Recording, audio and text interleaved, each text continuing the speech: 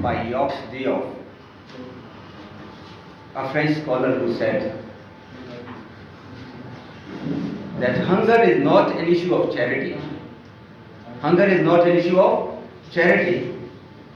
It's an issue of justice. کہ بھوک جو ہے یہ خیرات کا معاملہ نہیں، لوگوں کو بھیک منگا منانے کا معاملہ نہیں، کہ ان کے ہاتھ میں چند سکے رکھ دینے کا اور ان کی تذلیل کرنے کا، ان کی عزت نفس کو مجروح کرنے کا، اور پھر بڑا اطمینان بھی کہ جی ہم نے بڑا کمال کر دیا. یہ اس کا چیریٹی کا معاملہ نہیں، بھوک کا خاتمہ یہ عدل کا معاملہ ہے. اب یہ جو ساری چیزیں میں نے آپ کے سامنے رکھی ایک سینوپسس کی صورت میں، پہلے میں نے آپ کے سامنے قرآن کی وہ آیت رکھی جس میں کہا گیا کہ یا ایھا الذین آمنوا کتب علیکم الصیام، کہ اے ایمان والو ہم نے آپ پہ روزے فرض کیے، آپ وہ انوکھے نہیں ہیں جن پہ روزے فرض کیے گئے. یہ تاریخ کے ہر دور میں اہل عدل کو، اہل اللہ کو، اقوام کو، انسانیت کو دیے گئے. کما کتب علی الذین من قبلکم، کہ آپ سے پہلے بھی جو لوگ آئے ہم نے سب کو روزے ان کے اوپر فرض کیے. اور روزے فرض کرنے کا مقصد کیا ہے؟ لعلکم، تاکہ تم تتقون، تقوی اختیار کرو. اب ہمارے پاس تقوی کی ڈیفینیشن کیا ہوتی ہے؟ پائچے ٹخنوں سے اوپر ہو جائیں، ہاتھ میں تسبیح پکڑی ہو، صبح شام عبادات کر رہے ہوں، یہ ہمارے پاس تقوی کی ڈیفینیشن. معذرت کے ساتھ قرآن حکیم نے تقوی کی یہ ڈیفینیشن بیان نہیں کی. قرآن کا ایک سٹائل ہے، بعض جگہ وہ ایک آیت وہاں پہ بیان ہوتی ہے تو ایک دوسری آیت اس کو ایکسپلین کرتی ہے، اور جو سب سے معتبر اس چیز کی ایکسپلینیشن ہوتی ہے وہ قرآن کے اندر سے جو اس کی ہمیں ایکسپلینیشن ملتی ہے. اور پھر اس سے بھی زیادہ پھر معتبر جو چیز ہوتی ہے پھر اس کے اوپر جو اس انقلابی لیڈرشپ، اللہ کے حبیب رسول اللہ والذین معہ، کہ اللہ کے حبیب اور ان کے ساتھی جنہوں نے اس کی روشنی میں جو عمل اختیار کیا وہ اس کی ایکسپلینیشن ہوتی ہے. If we want to understand Quran, if we want to know the meaning of the verses of Quran, what does it mean? What does it want from us? What is the actual meaning of this verse, of that verse, of this surah, of that surah? کہ یہ جو سورہ کریمہ ہے قرآن کے اندر یہ کیا ہم سے تقاضا کرتی ہے. تو اگر ہمیں اس کو دیکھنا ہے تو جماعت صحابہ کا طرز عمل دیکھ لیں، اگر یہ دیکھنا ہے تو اللہ کے حبیب اور ان کی جماعت کا طرز عمل دیکھ لیں تو ہمیں اندازہ ہو جائے گا کہ یہ آیت کریمہ، یہ سیگمنٹ، یہ سورت، یہ چیپٹر، یہ رکوع، یہ پارہ، یہ ہم سے کیا تقاضا کرتا ہے. اس کو امام شاہ اللہ مدثر علی رحمۃ اللہ کہتے ہیں حکمت الادیان، کہ قرآن کی جو آیات ہیں، احادیث کے جو الفاظ ہیں، الفاظ کی مثال چھلکے کی مانند ہے. اصل چیز اس کے پیچھے جو حکمت پوشیدہ ہوتی ہے، اصل چیز وہ حکمت ہے. ہمارا کام ہے اس حکمت کو سمجھنا. صرف الفاظ پہ ہمارے ہاں یہ کلچر ڈیولپ ہو گیا ہے، اس کو پڑھا، چوما، آنکھوں سے لگایا اور تاکدان پہ رکھ دیا. یہ بہت ہمارے ہاں کلچر ہے، پاؤں اوپر نہیں کرنے، اس کی طرف کمر نہیں کرنی ہے، گلاب اس کے اوپر چڑھانا ہے، اس کے اوپر یہ کرنا ہے. بڑا ادب، ویل اینڈ گڈ. بے ادب بے مراد، ادب ہونا چاہیے، نو ڈاؤٹ. لیکن اس کا حقیقی تقاضا کیا ہے کہ اس کی حکمت کو سمجھیں، اس کے مقصد کو سمجھیں اور اس کے مقصد کو پورا کرنے کی کوشش کریں. That's the reality with nobody is doing. اب قرآن کہتا ہے یا ایھا الذین آمنوا کتب علیکم الصیام کما کتب علی الذین من قبلکم لعلکم، کہ آپ نے روزہ اس لیے نہ صرف آپ کو بلکہ آپ سے آنے والی پہلی اقوام کو بھی ہم نے روزہ اس لیے دیا کہ آپ تقوی اختیار کریں. What do we mean by taqwa, piety? What does piety mean? piety کیا ہے؟ تقوی کیا ہے؟ قرآن حکیم کہتا ہے اعدلوا واقربوا للتقوی، اعدلوا واقربوا للتقوی، عدل اختیار کریں، یہ تقوی کے قریب ترین ہے. In Arabic, my dear friends, اقرب is the superlative degree. Superlative degree کیا ہوتا ہے؟ more, most, good, bad اور best. اب دیکھیں 3 ڈگریز ہوتی ہیں نا گرامر کے اندر، جو سب سے ہائیسٹ ڈگری ہوتی ہے اس کو کیا کہتے ہیں؟ Superlative degree. تو دیکھیں قریب کا لفظ بھی عربی میں استعمال ہوتا ہے، نصر من اللہ و فتح قریب. اب قریب کا لفظ بھی استعمال ہوتا ہے، لیکن جو اقرب ہے، اقرب superlative degree. when in Arabic someone wants to emphasize the real importance, صحیح کر کے زور دے کے جب اس کی امپورٹنس بیان کی جاتی ہے تو پھر کون سی ڈگری یوز ہوتی ہے؟ سپرلیٹو ڈگری یوز ہوتی ہے. اب قرآن کہہ رہا ہے کہ اعدلوا واقربوا للتقوی، کہ تقوی کیا ہے؟ قریب ترین. اگر آپ جوڑ کے دیکھ لیں جس کے درمیان کوئی فاصلہ نہیں ہے، جو سینونیمز ہیں، جو سیم میننگ رکھتے ہیں، وہ کیا ہے؟ وہ عدل اور تقوی ایک ہی چیز ہے. عدل اختیار کرنے کو کیا کہا جاتا ہے؟ تقوی کہا جاتا ہے. ساری رات دن عبادت کرتے رہے، عدل اختیار نہیں کرتے تو متقی نہیں ہو سکتے.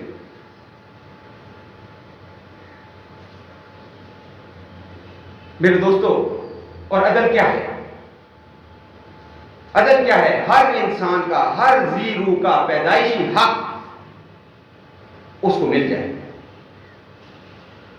شاہ اللہ رحمۃ اللہ فرماتے ہیں کہ 8 بیسک رائٹس ہیں جو ہر انسان کا پیدائشی حق ہے، جو اس کو پرووائڈ کرنا، جو اس کو دینا سماج کا کام ہے، سماج کی ڈیوٹی ہے، ریاست کی ڈیوٹی ہے، اسٹیٹ کی ڈیوٹی ہے. وہ رائٹس کیا ہیں؟ وہ ہے روٹی، وہ ہے کپڑا، وہ ہے مکان، اتنی استطاعت کی نکاح کر سکے، علاج، تعلیم، عدل، یہ سارے اس کے بیسک رائٹس ہیں. اور یہ اس کو پرووائڈ کرنا اسٹیٹ کا کام ہے. جو اسٹیٹ نہیں پرووائڈ کر سکتی اس کو قائم رہنے کا کوئی حق نہیں. دیر از نو ایکسکیوز. اسٹیٹ کے پاس کوئی ایکسکیوز نہیں. اگر آپ نہیں کر سکتے تو ہٹ جائے. You have no right to govern the country, you no right to govern the nation. آپ کے پاس رول کرنے کا کوئی رائٹ نہیں ہے جب آپ یہ جو رائٹس ہیں انسانیت کے، اگر ان کو پرووائڈ نہیں کر سکتے. فلاں گورنمنٹ یہ کر گئی، ہم سے پیچھے والوں نے یہ کر دیا، آنے والے یہ کر گئے، فلاں نے میدان میں یہ مچایا ہوا ہے، فلاں نے یہ کیا ہوا ہے، اسٹیبلشمنٹ کھا گئی، اسٹیبلشمنٹ ان پہ زور لگا رہی ہے، سیاستدان کھا گئے، وہ کہتے ہیں جرنیل کھا گئے، جرنیل کہتے ہیں عدلیہ کی گڑبڑ ہے، حکومت کہتی ہے اپوزیشن نہیں چلنے دے رہی، اپوزیشن کہتی ہے یہ آئی ہیں تو سارے چور ہیں. There is no excuse for state. State کے پاس کوئی ایکسکیوز نہیں. جتنے لوگ بھی اسٹیٹ میں بیٹھے ہیں، چاہے وہ گورنمنٹ میں ہیں چاہے وہ اپوزیشن میں ہیں، وہ ارب پتی ہیں. ارب پتی بھی نہیں میرے دوستوں، کھرب پتی.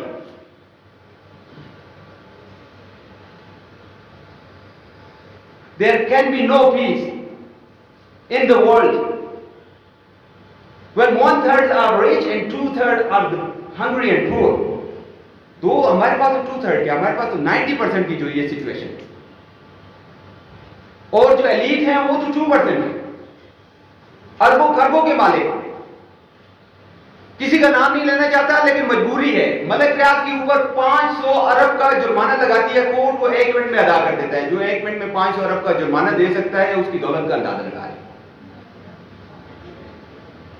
میں ابھی باہر دوستوں سے بات کر رہا تھا، مجھے اندازہ ہی نہیں تھا واٹ ڈز دس ٹرک مین، کہ ٹرک ادھر جا رہا ہے ادھر آ رہا ہے، ٹرک پارک کر دیا جی ٹرک. یہ میں نے یوٹیوب پہ جا کے دیکھا ٹرک سے کیا مراد ہے. ٹرک سے مراد 1 ارب روپے ہے. آڈیوز لیک ہو رہی ہے جس میں ججز کو کہا جا رہا ہے جی آپ کے نام کا ایک ٹرک کھڑا ہے، کہاں پارک کر دیں. انویسٹیگیشن کرانے میں اور کیا چیز آپ سے یہ تقاضا کرے گی انویسٹیگیشن کرائیں؟ آپ مین سے بڑھ کے وسائل کو چیک کرنا چاہتے ہیں تو 10-10 ارب کے گھر ہیں یہاں لوگوں کے، جرنیلوں کی بھی ہیں، ججز کی بھی ہیں، پولیٹیشنز کی بھی ہیں. اور جب ٹیکسیشن کا معاملہ آتا ہے تو ایک تنخواہ دار طبقے سے کم انہوں نے ٹیکس دیے ہوتے ہیں. What more do you want to know? اس کا مطلب یہ ہے کہ یہاں دال میں کالا نہیں، ساری دال کالی. اگر ان سے ہم توقع رکھیں گے یہ پرابلم سالو کر دیں گے. خیال اس کو محال اس کو جنون. اور یہ ہمارا بھولا پن ہوگا، یہ ہمارا بھولا پن ہوگا. ان میں سے ہم کسی سے توقع لگا لیں کہ اب یہ سارے الیکٹیبلز نون لیگ میں اکٹھے ہو گئے یہ مسئلہ حل کر دیں گے، یہ سارے الیکٹیبلز پی ٹی آئی میں اکٹھے ہو گئے یہ مسئلہ حل کر دیں گے، یہ سارے الیکٹیبل پیپلز پارٹی میں اکٹھے ہو گئے یہ مسئلہ حل نہیں. میرے دوستوں، ان میں سے یہ سٹیک ہولڈرز ہیں سسٹم کے، یہ اس ریاست کے سٹیک ہولڈرز ہیں. سٹیک ہولڈر سے مراد کیا ہوتی ہے؟ آپ اسٹاک ایکسچینج میں کوئی لوگ ہو نا تو ان سے پوچھے سٹیک ہولڈر سے کیا مراد ہوتی ہے. جب کسی کمپنی کے اندر شیئرز ہوتے ہیں، میرے 5 شیئر ہیں، آپ کے 10 شیئر ہیں، ان کے 20 شیئر ہیں، ٹوٹل 100 شیئر ہیں. اسٹیک ہولڈر اس کو کہتے ہیں جس کی اتنی اماؤنٹ میں شیئرز ہوں کہ کمپنی کی اتار چڑھاؤ میں اس کا بنیادی انٹرسٹ قائم ہو جائے. 1-2-3% سے کوئی بھی اسٹیک ہولڈر نہیں بنتا. اسٹیک ہولڈر بنتے ہیں جب ان کے لائک اتنے شیئر ہو جائیں کہ کمپنی پالیسی پہ وہ افیکٹ ہو سکے یا ان کے پروفٹ یا لاس میں بہت بڑا مارجن اس کے ساتھ آ جائے. اس کو کہتے ہیں اسٹیک ہولڈر. یہ سارے سٹیک ہولڈر ہیں اس سسٹم کے، ان کی بقا اسی نظام کے اندر ہے. یہ جاگیرداری نظام چلے گا تو یہ ہے، یہ سرمایہ داری نظام چلے گا تو یہ ہے. بھائی ایک جماعت میں، دوسرا بھائی دوسری جماعت میں فراڈ ہمارے ساتھ ہو رہا ہے. اسد عمر ایک جماعت میں، وہ دوسرے عمر صاحب دوسری جماعت میں، ایک نون لیگ میں، ایک پی ٹی آئی میں، جو ایک دوسرے اینٹ کتے کا بہر ہے ان دونوں جماعتوں کا آپس میں. اور دونوں سگے بھائی جن کے والد صاحب ایک جنرل تھے، ایک پارٹی میں بیٹھے ہوئے، ایک دوسری پارٹی میں بیٹھے، ساری جماعتوں کے لیے. تو میرے دوستو، یہ اسٹیٹ جو لوگوں کی بھوک ختم نہیں کرتی، اس کو قائم رہنے کا کوئی اختیار نہیں. دیر از نو ایکسکیوز. پھر ایکسکیوزز پیش کرتے رہتے ہیں.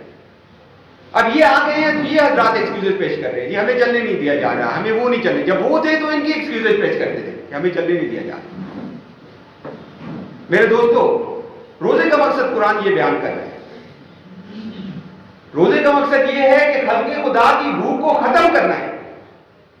اللہ کی ذات کو ہماری بھوک کی ضرورت نہیں ہے، وہ تو بے نیاز ہے. اللہ الصمد، اس کو کیا ہے ہم بھوکے رہیں، ہم بھوکے نہ رہیں. اس کو کیا ہے ہم سارا دن رات نمازیں پڑھتے رہیں، اس کی شان میں اضافہ نہیں ہوتا. ہم ایک نماز بھی نہ پڑھیں، اس کی شان میں کوئی کمی واقع نہیں ہوتی. یہ تو درد دل کے واسطے پیدا کیا انسان کو، ورنہ تو فرشتے تھوڑے دیر عبادت کے لیے صبح شام وہ ہزاروں لاکھوں کروڑوں عبادت ہو رہی ہے، اور اس کی عبادت قبول نہیں ہوتی جس کا پڑوسی بھوکا سو جائے. اور وَلَقَدْ كَرَّمْنَا بَنِي آدَمَ، کہ انسان کو تکریم والا پیدا کیا، عزت والا پیدا کیا. انسان کو ذلیل و خوار ہونے کے لیے پیدا نہیں کیا کہ اس کو پہلے تو اس کے حق اس سے چھین لیے جائیں. تعلیم اس کا پیدائشی حق ہے، اور برابر تعلیم. یہ نہیں کہ امیروں کے بچے اور اسکولوں میں جائیں، غریبوں کے بچے سرکاری اسکولوں میں جائیں جن کے پاس بجٹ ہی نہیں ہے، ٹیچرز نہیں ہے، فرنیچر نہیں ہے، فیسلٹیز نہیں ہے. اور امیروں کے بچے ان اسکولوں میں جائیں جہاں پروجیکٹرز لگے ہوئے ہیں، جہاں اے سیز ہیں، جہاں 2-2 لاکھ کی تنخواہوں والے ٹیچرز ہیں، جہاں آکسفورڈ سسٹم کے تحت ان کو تعلیم دی جاتی ہے، جہاں بچے کو ڈانٹا نہیں جاتا، جہاں بچے کو پہلے ہی سی ای او کے طور پہ تیار کیا جاتا ہے کہ یہ بڑے ہوں گے، یہاں سے فارغ ہوں گے تو کمپنی سنبھالیں گے، ادارہ سنبھالیں گے، ایگزیکٹو پوسٹ سنبھالیں گے. اور دوسری طرف ہمارے بچے کہاں پہ جاتے ہیں؟ اسٹرگل کر کے، جان مار کے. پھر جب وہ تعلیمی اداروں تک پہنچنے کی پوزیشن میں آتے ہیں تو مہنگی تعلیم جو ان کے پیرنٹس افورڈ ہی نہیں کر سکتے. برابر تعلیم. There is no excuse in the world کہ پولیٹیشن کے بچے اور اداروں میں جائیں، مزدوروں، کسانوں، ورکرز، کلرکس، ٹیچرز اور تنخواہ دار طبقوں کے بچے اور اسکولوں میں جائیں.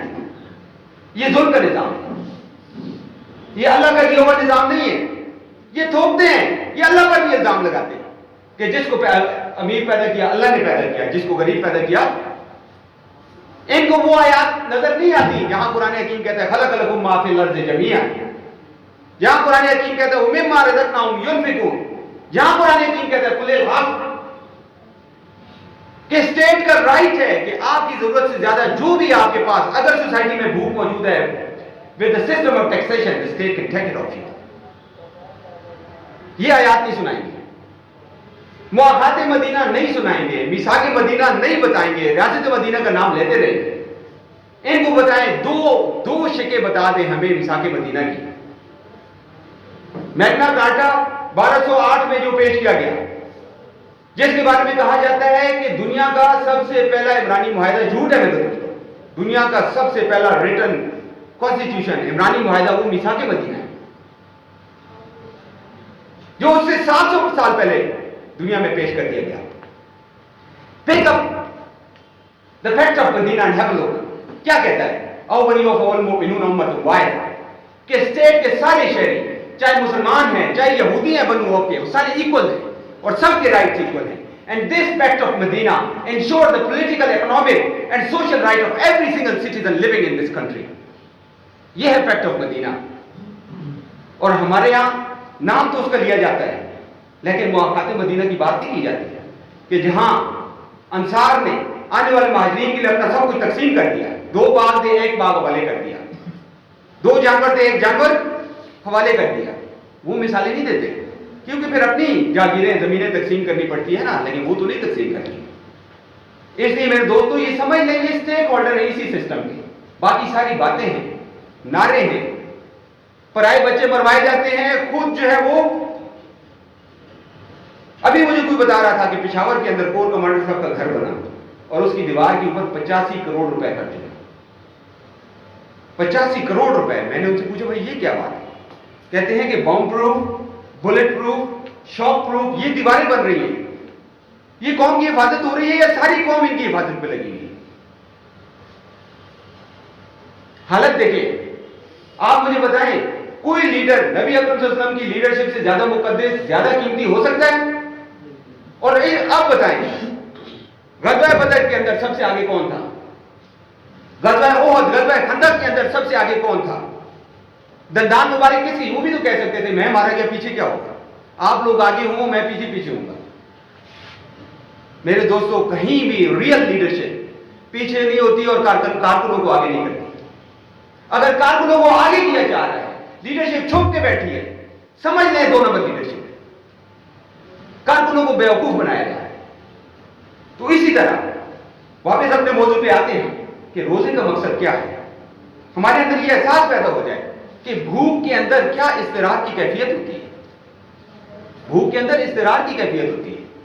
जब रोजे का टाइम करीब आता है इफ्तारी का, हम सब जो है इस्तिरार की कैफियत में होते हैं। मुस्तरिब होती है तरबियत, घड़ी पे नजरें लगी होती हैं, देख रहे होते हैं कि कब ये सुई पहुंचेगी। पहुंच जाती है तो सोचे अभी तक जो है सायरन नहीं हुआ। मस्जिद में बैठे उस्ताद जी को पोस रहे होते हैं, अभी तक सायरन नहीं हुआ, टाइम तो हो गया। इसका मतलब क्या है? इस्तिरार की कैफियत होती है। So we need to know कि जिन घरों में 24/7 365 डेज अ ईयर ये इस्तिरार की कैफियत है, उनकी क्या हालत होगी।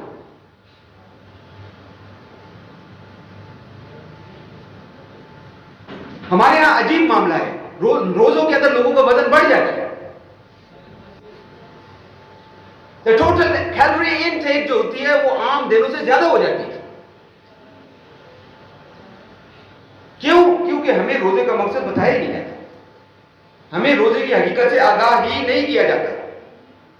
मैंने आपके सामने याद डे ऑफ का वो कॉल रखा कि poverty is not an issue of charity, it's an issue of justice. ये जो दस्तरखान हमारे सामने लगे होते हैं, जो इंसानियत की तजलील यहां हो रही होती है, जरा बाहर जाके देख, बेग मंगो खैर मंगो की तरह उनको जो है वो खाना दिया जाता है। ये इंसानियत? क्या ये राइट है इंसानियत का? मेरे दोस्तों, इस चीज को समझने की जरूरत है, इसके पीछे हकीकत क्या है, व्हाट्स द सोर्स, जो मदर रीजन है इसकी, इसको जानने की जरूरत है कि लोगों की भूख के पीछे कौन है, लोगों के इस्तिराब के पीछे कौन है, इस जुल्म के पीछे कौन है, ये 2-tier एजुकेशनल सिस्टम के पीछे कौन है, इस 2-tier हेल्थ सिस्टम के पीछे कौन है। अजीब मुल्क है, अफसर भर्ती ही अलग होते हैं, वर्कर भर्ती ही अलग होते हैं। इस्लाम के नाम पर यह बना था इस्लाम का किला, जहां पहले दिन से 2-tier सिस्टम चल रहा है। अफसर भर्ती अलग होते हैं in every single department of this country. फौज में जाके देख लें, काकूल अकेडमी अलग है और रंगरूटों के लिए मानसर कैंप अलग है। ब्यूरोक्रेसी में चले जाएं, सीएसएस के लिए जो है वो सिस्टम अलग है, क्लर्क्स को भर्ती करने के लिए सिस्टम अलग है। पुलिस में चले जाएं, अफसरान को भर्ती करने का सिस्टम अलग है, रंगरूट्स को भर्ती करने का सिस्टम अलग है। और फिर हम बड़े नारा लगाते हैं कि जी एक ही सफ में खड़े हो गए महमूद और अयाज, ना कोई बंदर रहा ना कोई। और फिर अपने मुल्क में हर शोबे के अंदर 2-tier सिस्टम रखते हैं। क्यों नहीं हमें एक ही सतह पे सबको भर्ती कर सकते? एजुकेशन हर पैदा होने वाले बच्चे का बुनियादी राइट है, मयारी खुराक हर पैदा होने वाले बच्चे का बुनियादी राइट है, उसको ये मिलना जरूरी है और बराबर मिलना जरूरी है। उस बच्चे का क्या कसूर है? अल्लाह की जात ने उसको इस दुनिया में भेजा, क्या वो लिखवा के लाया था कि मैं मलिक रियाज के घर में पैदा हूं, मैं जनरल बाजवा के घर में पैदा हूं, मैं इमरान खान के घर में पैदा हूं, मैं नवाज शरीफ के घर में पैदा हूं, या मैं मजदूर और किसान के घर में पैदा हूं? उस बच्चे का क्या कसूर है कि उसको एजुकेशन न मिले और इनको जिंदगी की वो तमाम सहूलियात मिले, वो जो सारी जिंदगी नहीं देखेगा? ये अकल है? ये इस्लाम का किला है? इस्लाम से नफरत करवा देंगे ये लोगों को, ये जो मंजरनामा पेश कर रहे हैं। میرے دوستوں، عدل یہ نہیں ہے. عدل یہ ہے کہ بچہ مزدور کے گھر پہ پیدا ہو، بچہ بادشاہ کے گھر پہ پیدا ہو. ایجوکیشن سسٹم دونوں کے لیے ایک ہی ہونا چاہیے. اگر بادشاہ کے بچے میں صلاحیت ہے تو آگے بڑھ جائے، اگر مزدور کے بچے میں صلاحیت ہے تو وہ آگے بڑھ جائے.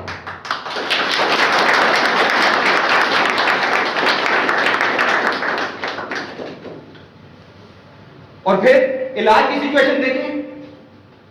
جس طرح علاج کے معاملے میں پاکستانی نیشن رلتی ہے، سرکاری اسپتالوں کے اندر کسی دوست کو یہاں واسطہ پڑا ہو، نفرت ہو جاتی ہے بندے کو، اس شعبے سے ہی نفرت ہو جاتی ہے. مریض کو کلائنٹ کی نظر سے دیکھا جاتا ہے، مریض کو گاہک کی نظر سے دیکھا جاتا ہے، اور اس کی ویلیو، اس کے لیے علاج جو سجیسٹ ہوتا ہے اس کی جیب کی نظر سے سجیسٹ ہوتا ہے. ہم جاتے ہیں سرکاری اسپتالوں میں، جہاں جو سلوک پاکستانی قوم کے ساتھ عملہ کرتا ہے وہ سب کو پتا ہے، اور جو عمراء ہیں، جو ایلیٹ کلاسز ہیں، وہ الشفا جائیں گے، بلکہ اس سے بھی جو اوپر کی ایلیٹ کلاسز ہیں وہ بیرون ملک چلے جائیں گے. اور اللہ کی ذات نے کیا کہا؟ وَلَقَدْ كَرَّمْنَا بَنِي آدم. پاکستانی بنی آدم نہیں ہے. پاکستانی اسپتالوں میں جاتے ہیں تو ذلیل ہوتے ہیں، عدالتوں میں جاتے ہیں تو ذلیل ہوتے ہیں، پولیس اسٹیشن جاتے ہیں تو ذلیل ہوتے ہیں، آفیسز میں جاتے ہیں تو ذلیل ہوتے ہیں، ہر جگہ ذلیل ہوتے ہیں. عدالت ان کو ذلیل کرتی ہے. یہ کیسا وَلَقَدْ كَرَّمْنَا بَنِي آدم؟ اس کی حقیقت جاننے کی ضرورت ہے میرے دوست. ہماری قومی غیرت کدھر جاتی ہے؟ ہر پاکستانی، اس کو انسان نہیں سمجھا جاتا. پوری دنیا کے اندر جسمانی ریمانڈ کا نظام ختم ہو گیا، پاکستان میں اب بھی جسمانی ریمانڈ ہے. یہ ججز ٹائی لگا کے، خوبصورت سوٹ پہن کے جب کسی بندے کا جسمانی ریمانڈ دیتے ہیں، اس کے ساتھ تھانوں میں کیا ہوتا ہے آپ جانتے ہیں؟ چمڑی ادھیڑ دی جاتی ہے اس کی. ورلڈ اوور جسمانی ریمانڈ کا سسٹم ختم ہو گیا، پاکستان میں موجود ہے. آپ کے تحقیقاتی ادارے کیا کر رہے ہیں؟ یا اسی کو مار کے پیٹ کے، وہ تو آپ ہاتھی کی اتنی پٹائی کریں وہ قتل کا جرم قبول کر لے گا. انسان تو بجا. Where are the investigative institutions? آپ کے انویسٹیگیٹو انسٹیٹیوشنز کا کام ہے کہ تحقیق کر کے مجرم پکڑ کے لائیں، نہ کہ جس پہ شک ہو اس کو اٹھا لیا. پوری دنیا کا اصول ہے innocent till proven guilty. یہاں انوسنٹ کو اٹھا کے لاتے ہیں، اتنی مار پٹائی کرتے ہیں کہ وہ 10,000 اور جرم بھی قبول کر لیتا ہے. یہ ہے وَلَقَدْ كَرَّمْنَا بَنِي آدم. پھر نوجوان سے گلہ یہ کہ 14 لاکھ پاکستانی پچھلے سال ملک چھوڑ کے باہر چلے گئے. کیا کریں؟ 15-16 سال اپنی زندگی کی قیمتی وہ ایجوکیشن کو دیتے ہیں، صبح شام محنت کرتے ہیں، اور جب وہ نکلتے ہیں باہر سوسائٹی میں، سوسائٹی ان کا جو حال کرتی ہے. نوجوان بغاوت نہ کرے تو کیا کرے؟ 90% سیٹس جن کی اوپر ایڈورٹائزمنٹ ہوتی ہے، جب وہاں انٹرویو دینے جاتا ہے پہلے سے بکنگ ہو چکی. یہ ہے وَلَقَدْ كَرَّمْنَا بَنِي آدم. میرے دوستو، نہ قرآن کی آیت جھوٹی ہو سکتی ہے، نہ اللہ کے حبیب کا پیغام جھوٹا ہو سکتا ہے. اگر جھوٹا ہے تو ہمارا سسٹم ہے، اگر جھوٹا ہے تو یہ اسٹیٹ ہے، اگر جھوٹے ہیں تو اسٹیٹ کے اسٹیک ہولڈر ہیں جنہوں نے ہمیں ٹرک کی بتی کے پیچھے لگایا. ہمیں اس پروسیس کو سمجھنا ہے کہ ان کے دجل سے، ان کے مکر سے، ان کے فریب سے ہم کیسے نکلیں. اس پروسیس کو سمجھنا ہے. اگر ہم انہی کے پیچھے چلتے رہیں گے، اگر ہم انہی کے پیچھے چلتے رہیں گے، اگر ہم یہی سوچتے رہیں گے کہ یہ ہمارے وسیع ہیں، یہ ہمیں نجات دلا دیں گے، یہ شریف صاحب آ جائیں گے، یہ خان صاحب آ جائیں گے، وہ مولانا صاحب آ جائیں گے، وہ چودھری صاحب آ جائیں گے، اور یہ ہماری قوم کا مسئلہ حل کر دیں گے، میرے دوستو یہ خواب ہے، یہ بھول ہے. ورکنگ کو سمجھیں.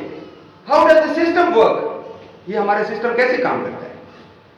ہمارا سسٹم سسٹمیٹیکلی، سسٹم کبھی بھی افراد کے آنے اور جانے سے چینج نہیں ہوتا. یہاں آپ ایک اللہ کے بہت بڑے ولی کو وزیر اعظم بنا دیں، وہ کچھ بھی نہیں کر سکتا.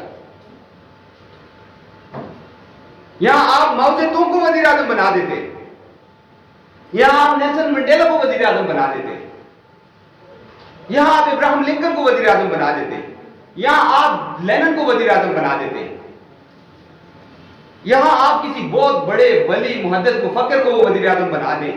It's not going to make one iota of difference. We need to understand how the system works. System کی ورکنگ کو سمجھیں. یہ دھوکہ ہے، یہ نعرے. سسٹم کیسے کام کرتا ہے؟ سسٹم کے اندر یہاں ادارے ہوتے ہیں، انسٹیٹیوشن ہوتے ہیں. ایک ادارہ ہے جو قانون بناتا ہے، جس کو مقننہ کہتے ہیں، جس کو لیجسلیچر کہتے ہیں، اس کا کام ہے قانون بنانا. ایک ادارہ ہے اس قانون کو نافذ کرتا ہے، جس کو بیوروکریسی کہتے ہیں، قوت نافذہ کہتے ہیں، جس کو اسٹیبلشمنٹ کہتے ہیں، جس کے اندر سول بیوروکریسی بھی ہوتی ہے اور فوجی بیوروکریسی بھی ہوتی ہے. اصل ساری طاقت یہاں پہ پاکستان کے اندر جس ادارے کے پاس ہے وہ کون سا ادارہ ہے؟ بیوروکریسی. چاہے وہ آرم فورسز کی بیوروکریسی ہو، چاہے وہ سول بیوروکریسی ہو، ساری طاقت بیوروکریسی کے پاس ہے. اور ایک ادارہ پھر جو اس کے اوپر چیک اینڈ بیلنس رکھتا ہے، جو اس کے اوپر واچ ڈاگ کا کام کرتا ہے، جو اس کی نگرانی کرتا ہے کہ جو قانون پارلیمنٹ نے پاس کیا اس پہ عمل درآمد ہو رہا ہے یا نہیں ہو رہا، وہ ادارہ کون سا ہے؟ وہ عدلیہ ہے، جوڈیشری. اب جوڈیشری کے پاس اپنی انفورسمنٹ کی کوئی پاور نہیں ہوتی. جوڈیشری اگر کوئی قانون پاس آرڈر پاس کرتی ہے تو اس کو امپلیمنٹ کون کرتا ہے؟ لا انفورسمنٹ ایجنسیز انفورس کرتی ہے. پاکستان واحد ملک ہے کہ لا انفورسمنٹ ایجنسیز عدلیہ وہ کہتی ہیں یہ حکم پاس کرو. اگر وہ پاس کر دیں تو ٹھیک ہے، ورنہ ان کی مرضی سے اگر کوئی عدلیہ قانون کوئی حکم پاس کر دے کوئی سنتا ہی نہیں. ابھی آپ نے دیکھ لیا کیا ہو گیا، پاور دیکھ لی ہوگی آپ نے جب انہوں نے کہا کہ 30 اپریل تک الیکشن کروائیں. اور جب انہوں نے کہا تھا کہ اس کی حکومت کو چلتا کرنا ہے تو آپ مجھے بتائیں حکامے کے لیے جو 2 لاکھ والا پیپر کون ڈھونڈ کے لایا تھا؟ جج صاحب کو ڈھونڈ کے لائے تھے؟ آپ یا میں کوئی شہری ڈھونڈ کے لایا تھا؟ وہ ہمارے ادارے ہی ڈھونڈ کے لائے تھے نا، جا کے قطر سے اٹھا کے لائے. اب اگر کسی کو ہٹانا ہو اداروں نے تو عدلیہ کے حکم پہ 1 منٹ سے اس کو اٹھا کے جیل میں ڈال دیتے. اور اگر اداروں نے نہیں ہٹانا تو عدلیہ چیختی رہے، اچھلتی کودتی رہے، 6 دفعہ آرڈر پاس کر دے، اس کی کوئی سنتے ہی نہیں. یہ ہے سسٹم. اس لیے میرے دوستو اگر سسٹم کو چینج کرنا ہے تو ہمیں الٹرنیٹو بیوروکریسی پیدا کرنی ہوگی، ہمیں الٹرنیٹو ادارے چلانے والے لوگ پیدا کرنے ہوں. یہ نہیں ہو سکتا کہ ہمارے پاس ادارے چلانے والے لوگ ہی نہ ہوں اور ہم سمجھیں کہ سسٹم چینج ہو جائے گا. یہ خان صاحب نے کیا کہا 3 سال بعد آگے کہا ہمارے پاس لوگ نہیں تھے نظام چلانے والے. ایف بی آر کے لیے شمر زیدی صاحب کو کہاں سے لائے؟ آئی ایم ایف سے. خزانہ چلانے کے لیے شوکت طرین صاحب کو کہاں سے لائے؟ آئی ایم ایف سے. جب ہم اپنے بنیادی ادارے چلانے کے لیے بھی لوگ کہاں سے لاتے ہیں؟ ورلڈ بینک اور آئی ایم ایف سے، تو ہمارے پاس اپنی ٹیم کہاں سے آئی؟ اس کا مطلب یہ ہے کہ جب تک سسٹم کو ریپلیس کرنے والے افراد نہیں ہیں، باقی سارے نعرے ہم سسٹم کے ہاتھوں میں کھلونا ہے، وہ ڈبڈی کی طرح بجاتے ہیں اور ہم ان کے اشاروں پر ناچتے ہیں. There is no exception. یہ نہیں میں خان صاحب کی بات کر رہا ہوں، دیر is no exception. P D M والے، چاہے نون لیگ ہے، چاہے پیپلز پارٹی ہے، چاہے جے یو آئی ہے، چاہے اے این پی ہے، چاہے پی ٹی آئی ہے، جتنی بھی ہیں وداؤٹ اینی ایکسیپشن یہ سارے اس سسٹم اس اسٹیبلشمنٹ کی ڈگڈگی پر ناچتے ہیں. Every single one without exception. Please analyse, آپ خود سے انالیسس کریں. یہاں باشعور طبقہ بیٹھا ہوا ہے، سوچ سمجھ والا طبقہ بیٹھا ہوا ہے. لوگوں نے جینوئنلی، بہت سارے نوجوانوں نے اپنے دل کی آواز پر خان صاحب کا ساتھ دیا، لیکن جب اسٹیبلشمنٹ کا کام پورا ہو گیا ان کو ضرورت نہیں رہی، ایک چٹکی پہ اٹھا کے باہر پھینک دیا. کہاں گئی عوام کی خواہش؟ کہاں گئی لوگوں کی تحریک؟ پھر دوستو 2/3 سے نواز شریف آئے تھے اٹھا کے مکھن سے بال کی طرح نکال کر باہر پھینک دے. یہ ہوتی ہے اسٹیبلشمنٹ. اور الزامات ہیں کہ فلاں صاحب 12 ارب ڈالر لے کر باہر چلے گئے. کوئی کسی کے منہ سے چوں بھی نہیں ہوتی کہ اس حوالے سے کوئی پولیٹیشین بات نہیں کرتا. آپ مجھے بتائیں کسی پولیٹیشین نے اپنی تقریروں میں یہ بات کی ہے کہ اتنے ارب ڈالر وہ لے گئے، اتنے ارب ڈالر وہ لے گئے؟ انہیں پتا ہے کہ طاقت کا جو ریئل سورس ہے وہ کہاں پہ. اس لیے میرے دوستو ہمیں اس پروسیس کو سمجھیں. جب دنیا میں اب دیکھیں نا، let me tell you something. ہمارے پڑوس میں ایک ملک ہے رائٹ نیکسٹ ٹو اس، چائنا. 2 سال بعد ہمارا آزاد ہوا اور اس کی آبادی کتنی ہے؟ 1.5 ارب آبادی ہے اور اس کی حالت ہم سے زیادہ خراب تھا. ساری قوم کو افیون کے نشے کی لت میں لگایا ہوا تھا برٹش سی آئی ڈی نے. اتنی زیادہ یہاں ہمارے شمالی علاقہ جات سے مہینے کی 80,000 پیٹی 20 kg بیگز یہاں سے جاتے تھے چائنا. یہ برٹش بھجواتے تھے، پوری قوم کو افیون کی لت میں ڈالا ہوا تھا. لیکن جب اس قوم نے انقلاب برپا کیا، ہم سے 2 سال بعد برپا کیا، اور آج ہمارے ساتھ وہ دیکھیں کہاں کھڑے. This is the official report of United Nation. United Nation کی رپورٹ ہے کہ China has totally eradicated poverty. They have totally eradicated hunger. انہوں نے بھوک کا مکمل خاتمہ کر دیا ہے.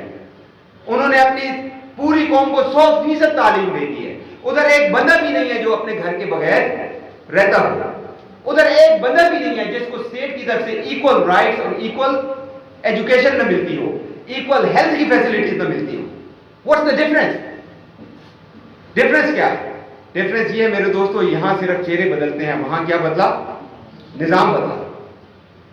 تو اگر ہم نے نظام بدلنا ہے تو ہمیں نظام بدلنے کے اصولوں پہ کام کرنا ہوگا. چہرے بدلنے اور لوگوں ٹرک کی بتی کے پیچھے بھاگنا چھوڑنا ہوگا، اور ان کو اپنا مسیحا اور ان کو اپنا لیڈر گردانا، جن کے لیے ہم کنٹینروں کے آگے دوڑے، ہم دھوپ میں ان کے آگے نعرے لگائیں، ہم ڈنڈے اٹھا کے ان کے لیے بھاگتے پھرتے رہے. کیوں؟ کسی پہ بھروسہ کرنا ہمیں چھوڑنا ہوگا، ہمیں اپنے اوپر بھروسہ کرنا ہوگا. Why can't we have the confidence in ourselves? اپنے اوپر بھروسہ کیوں نہیں کر سکتے؟ اگر چائنا کے نوجوان انقلاب برپا کر سکتے ہیں، ایران کے نوجوان انقلاب برپا کر سکتے ہیں، کیوبا کے نوجوان انقلاب برپا کر سکتے ہیں، کوریا کے نوجوان انقلاب برپا کر سکتے ہیں، فرانس کے نوجوان انقلاب برپا کر سکتے ہیں، وینزویلا کے نوجوان انقلاب برپا کر سکتے ہیں، تو پاکستان کے نوجوان انقلاب کیوں نہیں برپا کر سکتے؟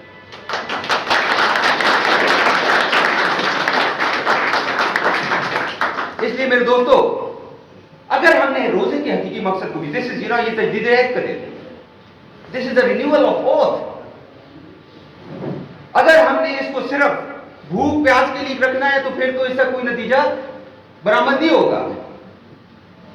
Stop counting the trees we are planting in the heaven. جنت میں درخت جو لگ رہے ہیں ان کو گننا چھوڑ دیں. مولانا عبید اللہ سیدھی رحمۃ اللہ فرماتے ہیں کہ لیڈرشپ کا یہ کام نہیں ہوتا. لیڈرشپ کبھی بھی نیکی کی لالچ میں اچھا عمل نہیں کرتی، اور لیڈرشپ کبھی بھی سزا کے ڈر سے برے عمل سے نہیں بچتی. لیڈرشپ اچھا عمل اختیار کرتی ہے تو اپنی فطرت کے آواز کے مطابق کرتی ہے. لیڈرشپ اگر کوئی اچھا عمل اختیار کرتی ہے تو اور برے عمل سے بچتی ہے تو اپنی فطرت کی آواز سے، کیونکہ فطرت اللہ التی فطر الناس الیہ، یہ انسان کی فطرت، مسلمان کی نہیں. انسان کی فطرت کس کی فطرت پر ہے؟ اللہ کی فطرت پر ہے، اور اللہ کی فطرت عدل کی فطرت ہے. بالکل لیڈرشپ جو ہے بے لوث ہو کر انسانیت کی خدمت کے لیے کام کرتی ہے. لیڈرشپ بے لوث ہو کر، بغیر کسی نیکی اور ثواب کے ملنے کے، بغیر کسی سزا کے ڈر سے وہ اچھا عمل اختیار کرتی ہے. بھگت سنگھ نہیں تھا مسلمان، لیکن جب اس کے گلے میں پھندا ڈال رہے تھے تو آخری الفاظ اس کے سنے. وہ کہتا ہے، خود اس نے ہنس کر اپنے گلے میں پھندا ڈالا. یہ ہماری پنجاب کی سرزمین کا وہ بندہ تھا، پاکستانی پنجاب، بھگت سنگھ. اور انگریز کے خلاف جب اس نے قربانی دی، پھندا اپنے گلے میں ڈال کر کہتا ہے، نہ مجھے آخرت میں کسی صلے کی لالچ ہے، نہ دنیا میں کسی صلے کی لالچ ہے، مجھے اس غلامی سے نفرت ہے اور آزادی کی محبت میں یہ پھندا اپنے گلے میں ڈال رہا ہوں. یہ ہے فطرت کی آواز. تو میرے دوستو، ہمیں اس پروسیس کو سمجھنا ہے. ہمیں اپنے دل کی آواز، اپنی روح کی آواز، اپنی فطرت کی آواز پر لبیک کہنا ہے، اور ہمیں ظلم سے نفرت کرنی ہے. ہمیں اس بھوک سے نفرت کرنی ہے جس کے بارے میں حضرت علی رضی اللہ عنہ نے فرمایا کہ اگر مجھے مجسم حالت میں بھوک مل جاتی تو میں اس کو قتل کر دیتا. نبی اکرم صلی اللہ علیہ وسلم نے فرمایا کاد الفقر یکون کفرا، کہ قریب ہے کہ مایوسی کفر تک پہنچا دے. مایوس نہیں ہونا میرے دوستوں، اپنے اوپر بھروسہ کرنا ہے، اپنی صلاحیتوں پر بھروسہ کرنا ہے، اور دیے سے دیا جلاتے چلے جانا ہے. جو اس ہال کے اندر بیٹھے ہوئے لوگ ہیں، I guarantee you these are more than enough to bring about revolution in Pakistan. یہ جو لوگ بیٹھے ہیں، آپ اس بات کو بھول جائیں. الحمدللہ پاکستان کے طول و عرض میں ہر پاکستانی نوجوان اپنے وطن، اپنی دھرتی، اپنی مٹی سے محبت رکھتا ہے، اور اگر اس کو درست ڈائریکشن مل جائے تو وہ کھلے دل سے اس کو اڈاپٹ کرنے کے لیے تیار ہے، وہ سرگردہ ہے. قرآن میں اللہ کے حبیب کو کہا گیا کہ ہم نے آپ کو سرگردہ پایا اور ہم نے آپ کو ڈائریکشن دے دی. نبوت سے پہلے ان کے بارے میں کہا گیا کہ ہم نے آپ کو سرگردہ پایا اور آپ کو ڈائریکشن دے دی. पाकिस्तान के नौजवान मुस्तरब हैं। मेरी आपसे ये इल्तिजा है, मेरी गुजारिश है, ये डायरेक्शन लेके उनके पास जाएं कि इन 2 नंबर लीडरों से, इन बोने लीडरों से, उन लीडरों से जो खुद पीछे छुपे बैठे हैं, आपको आगे करते हैं, खुद गाड़ियों में बैठे हैं, आपको पैदल दौड़ाते हैं, खुद एसी में बैठे हैं, आपको गर्मी में मरवाते हैं, खुद अयाशिया कर रहे हैं, आपको भूखा दौड़वाते हैं, इनके ऊपर भरोसा करना छोड़ दें। वो जिसका है तुमको इंतजार, वो तुम खुद ही हो मेरे यार। तो फिर बांध कमर क्या डरता है, फिर देख खुदा क्या करता है। अब बांध कमर क्या डरता है, फिर देख खुदा क्या करता है।